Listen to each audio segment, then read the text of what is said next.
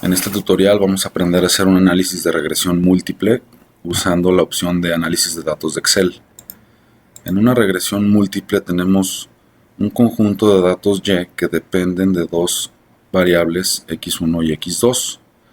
Lo que esperamos es obtener un modelo de esta forma en el que Y es igual a un parámetro A que vamos a estimar por la variable x1 más un parámetro B que vamos a estimar por una variable x2 más un término independiente que será un parámetro C, o como le conocemos también como intercepto.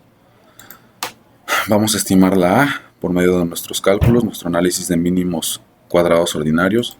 Vamos a estimar la B y vamos a estimar la C. Para todo esto necesitaremos definir un nivel de significancia, una alfa, como hemos venido haciendo siempre, que también sabemos que está directamente relacionado con el nivel de confianza. La significancia de los parámetros estimados, porque como mencionamos, tanto la A como la B como la C son parámetros que vamos a estimar y tenemos que validar que tengan significancia estadística. Entonces, para cada uno tendremos que hacer planteamiento de hipótesis. La hipótesis nula para A será que A es igual a 0 o que no tiene significancia estadística. La hipótesis alterna será que la A es diferente de 0 o que sí tiene significancia estadística. Para el parámetro B, la hipótesis nula será que B es igual a 0 o que no tiene significancia estadística. La hipótesis alterna será que B es diferente de 0 o que sí tiene significancia estadística. Igual para la C, hipótesis nula, C igual a 0 o no significancia estadística. Hipótesis alterna, C es diferente de 0, que quiere decir que sí tiene significancia estadística. Una vez más, y quiero hacer mucho hincapié en que estos parámetros los estamos estimando para el conjunto de datos que tenemos en nuestro experimento. Es decir, si bien son parámetros estimados para el experimento, no quiere decir que sean los parámetros reales del fenómeno, pero bien podemos calcular un intervalo de confianza para los parámetros reales, como hemos hecho en otro tipo de análisis de regresión, concretamente en regresión simple. Vamos a calcular también los coeficientes de determinación y de correlación, con los que estamos bastante familiarizados y solemos pues depender mucho de ellos en cierta medida. Vamos a calcular R cuadrada, el coeficiente de determinación, y la R, el coeficiente de correlación. Y vamos a hacer un análisis de varianza para validar el modelo que generemos para este conjunto de datos. Vamos a construir una tabla ANOVA donde las fuentes de variación serán el modelo mismo que calculemos, los residuos o el error, y el total. Y para dicho ANOVA, pues vamos a plantear también nuestras hipótesis, que la hipótesis nula será que no existe una relación estadísticamente significativa entre las variables, es decir, entre las variables x1 y la y como dependiente de ellas, y la hipótesis alterna que sí existe una relación estadísticamente significativa. Bien, tenemos aquí ya un conjunto de datos, nuestra variable x1, x2 y y.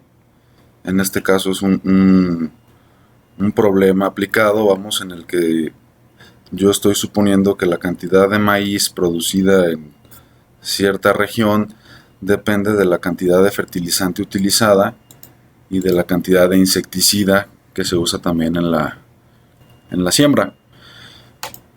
Tengo organizados mis datos. Primero tengo la columna de la variable x1, tengo después la columna de la variable x2 y bueno, tengo aquí la columna para y, que será la variable dependiente de las dos anteriores. Bueno, lo vamos a hacer usando, como bien dije, la opción de análisis de datos de Excel. Es una herramienta bastante útil, y si bien existen softwares muy especializados para estadística, la ventaja que tiene Excel pues es que es muy accesible para todo el mundo y pues hace análisis también muy completos. Entonces esto lo vamos a hacer en la pestaña de datos. Nos vamos a ir aquí a la opción de análisis de datos. Y bueno, viene un conjunto de análisis que puede realizar. Vamos a buscar el análisis de regresión. Damos a aceptar.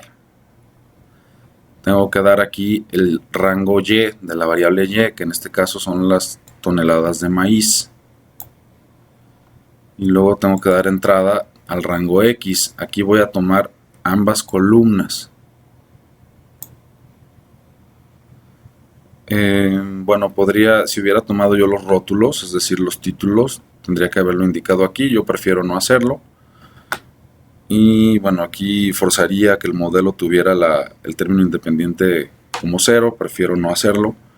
Y bueno, aquí puedo cambiar el nivel de confianza. Por default me pone un nivel de confianza de 95%, lo cual quiere decir que el alfa que está manejando es del 5% o del 0.05 si lo pensamos como fracción de 100. Para la salida del análisis, donde quiero que imprima los resultados, puedo pedirlo que lo hagan en esta misma hoja, en algún rango que yo le indique, en una hoja nueva o en un libro nuevo. Yo quiero que me lo imprima aquí mismo y le voy a indicar dónde quiero que lo imprima. Puedo pedirle que me agregue todo este tipo de gráficos y de análisis, que si bien son también muy valiosos y aportan mucho, me quiero limitar a lo que mencionamos hace un momento en la presentación. Ya tengo todo cargado en el analista, le doy a aceptar y bueno, tengo ya ahí el resultado.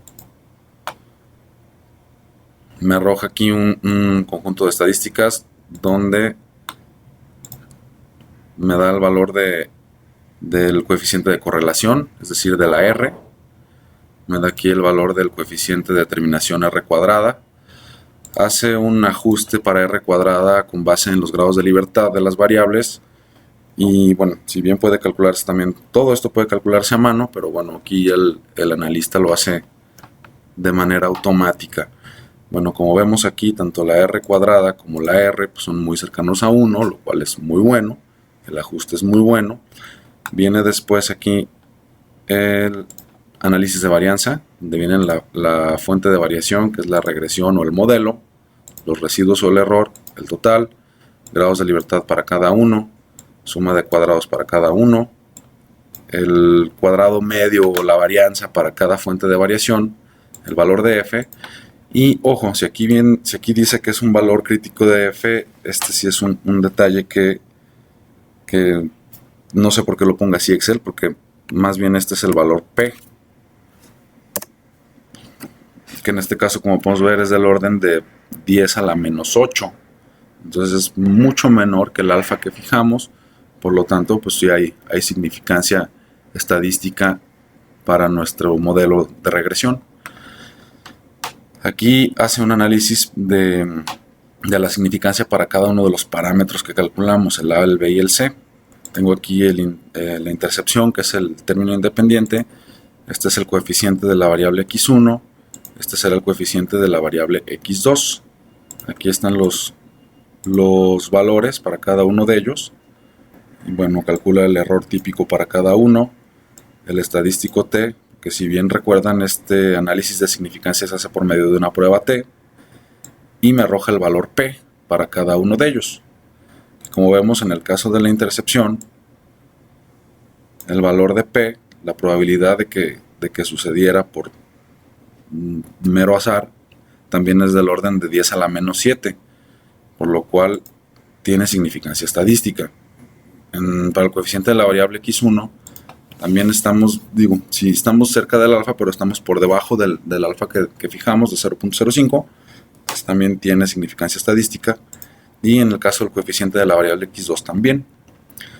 Aquí me da los límites inferior y superior para los intervalos de confianza para cada uno de los parámetros reales.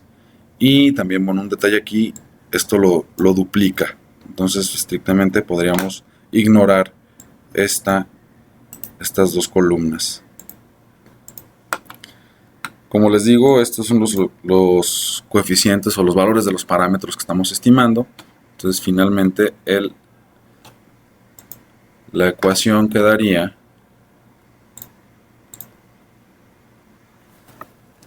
y igual a 0.65 por la x1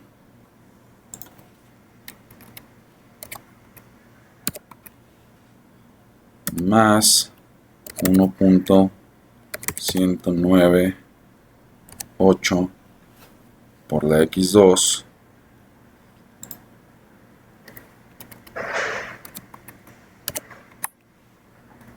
más 31.98.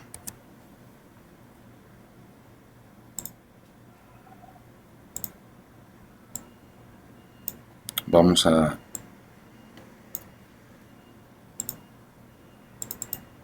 para que se vea más bonito. Ahí está nuestro modelo de regresión con todos los análisis para validarlo. Bien, entonces si volvemos aquí a la presentación, quedamos entonces que trabajamos con un alfa de 0.05 o un nivel de confianza del 0.95, del 95%, y obtuvimos este modelo.